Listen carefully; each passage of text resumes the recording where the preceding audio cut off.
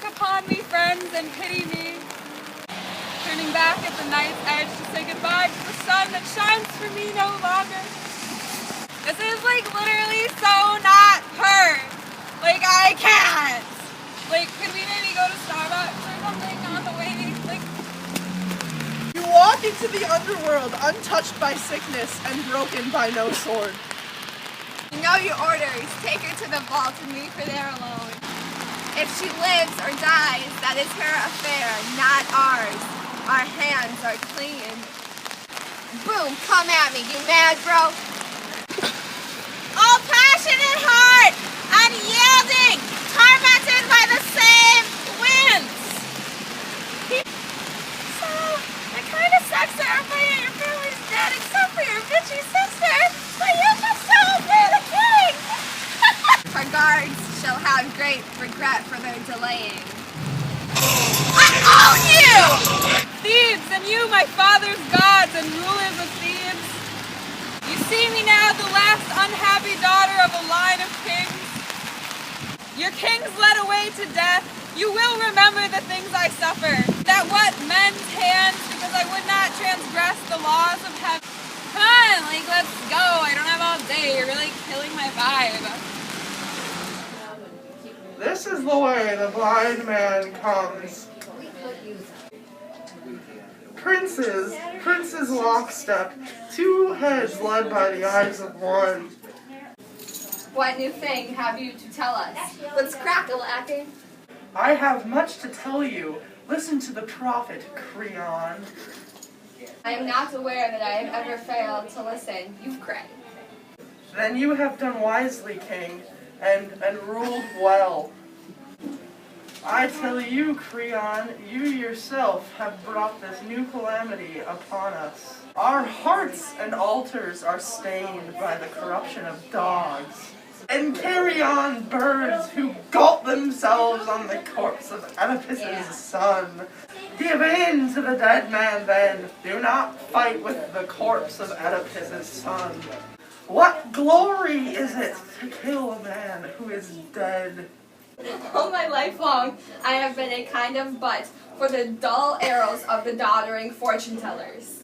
Tiresias, it is a sorry thing for a wise man to sell his wisdom. Let's out his words for hire. You think I'm stupid or something? Bet you're stupid. Then take this, and take it to heart. The time is not far off for when you shall pay corpse for corpse. Flesh of your own flesh. These are all my arrows, Creon. They are all for you.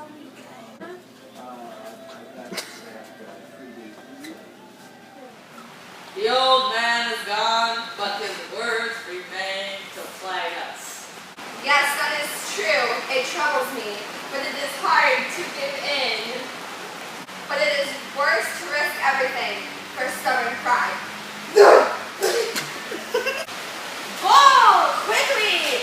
Free Antigone from your vault and build a tomb for the body of Polynices! But I don't know if you should, like maybe whatever your heart desires, like I don't know. I will go, bring axes, servants, come with me to the tomb. I buried her, I shall set her free. I got 99 problems, but a bitch ain't one. Fate raises up and fate casts down the unhappy and happy alike.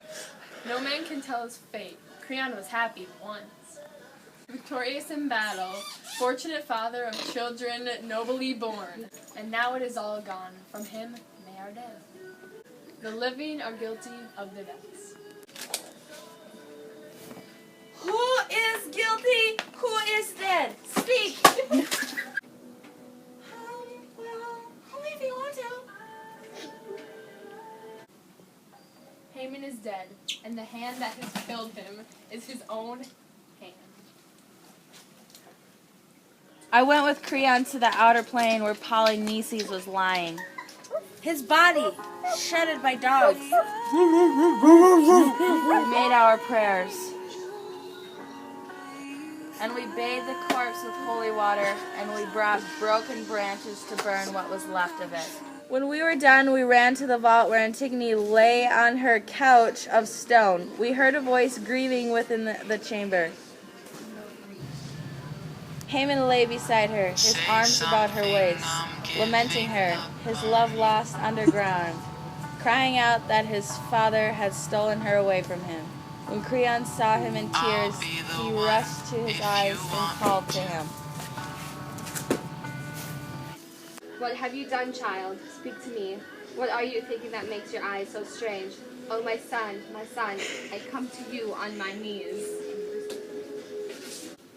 But Haman spat in his face. He said not a word, staring, and suddenly drew his sword and lunged.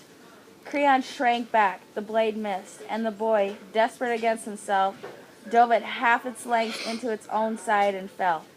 And as he died, he gathered Antigone close in his arms again, choking, his blood bright red on her white cheek. And now he lies dead with the dead, and she is his at last, his bride in the houses of the dead. What burden worse than this shall I find?